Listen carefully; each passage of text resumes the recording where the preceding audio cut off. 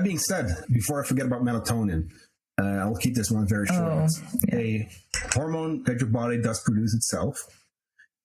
Supplementing seems to be fine, and you can keep doing so as well. I don't believe that it actually affects your own melatonin production.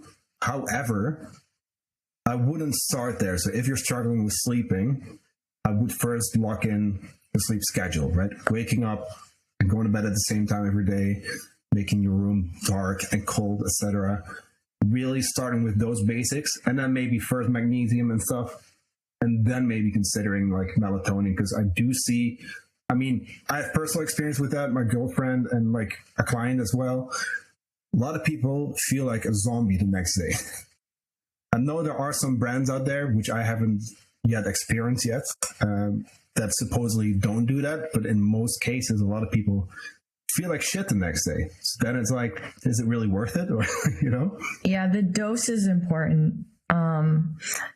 Usually, like they say 3 milligrams is an appropriate dose. When it does start to impact your own productions, when you're getting like really high, some people will get into like the 10. Oh yeah. There's clients, like there's nurses, there's just some instances where they have to go higher because they're like shift working and stuff. Usually 3 is a good area to be in, but you can also work your way up to that versus going like 0 to 3, because then you could start feeling groggy the next day. So you'll might just drop it back down a little bit, maybe a little bit less, and then increase if needed. Cool. Yeah, I think the one we have, it has like these tiny pills, and it's like 0.5, I believe, so you can kind of bring it up yourself, good, yeah. Which is kind of cool. But still, it's fine. It seems to be fine, but it's really, once again, it depends on the dose, like you said, and then also there are a lot of factors out there that influence sleep, including stress and all that. So I would still recommend first addressing your basic lifestyle habits. Yeah. Now that's it for supplements. Lastly, I wanted to give you guys the best website out there, examine.com. I love that website. Like literally for any micronutrients, all that good stuff, like I'll go to that website to check, right? Every supplement. That's where I go to learn about this stuff. That's the stuff I send my clients to. Check it out. Once again, examine.com. I'll link it in the show notes too. It's like, we're not affiliate or anything, but I know that we both use that website a whole lot. It's great.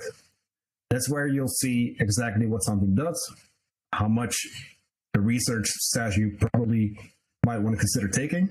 I have to be very careful saying that. And it also breaks down the actual research studies. It's very cool. So I definitely suggest checking that out. All right, next one.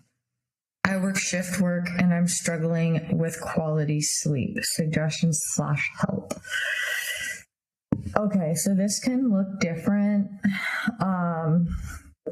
schedule-wise for different people, depending on what they're doing, obviously.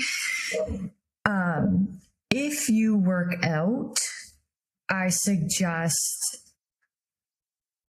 not working out right after your shift. So getting done your shift, getting into your sleep, and then working out, if that works for you. Just because when you work out, increases cortisol, and then that can keep you up, right? So it's more than likely better for you to work out after you get up from your sleep after your shift. Different things you can implement is, because like if you're going to sleep when it's daylight out, you want to make sure your room is really dark. So blackout blinds, but something that I do it every single night, but implement with clients is a sleep mask, because it really blacks everything out. So it can help a lot. The supplementation can help, right? So magnesium glycinate, potentially the melatonin. Like, I'm not telling you to take these things, but they can potentially help. I'll leave that up to you. And then sometimes, like if you live in a noisy area, trying to, if you have like a noise machine or something like that, or if there's like traffic, like the white noise can help with that.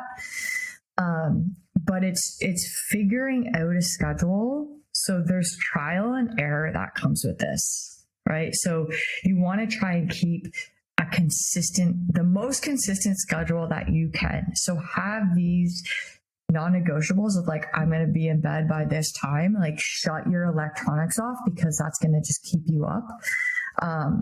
Get into your bed, try and get to sleep, and doing that consistently is really important.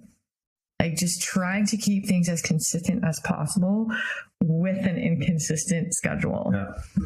It's difficult. Where I live too, we have a big hospital. There's a lot of nurses, had a lot of nurse clients. I have someone who does constant shift works, right? Yeah. But he's always on different shifts. And it's been very difficult to really create one kind of schedule for him to follow. But we're just doing our best, right? We're working with what we have. Right. He's still been building muscle and losing body fat. He looks pretty shredded right now, actually. But it really comes down to trying to decide your meal structure and still trying to at least hit your meals roughly around the same time. It's going to be difficult, but if you can somewhat stick to a frequent like feeding schedule, that's going to help massively too.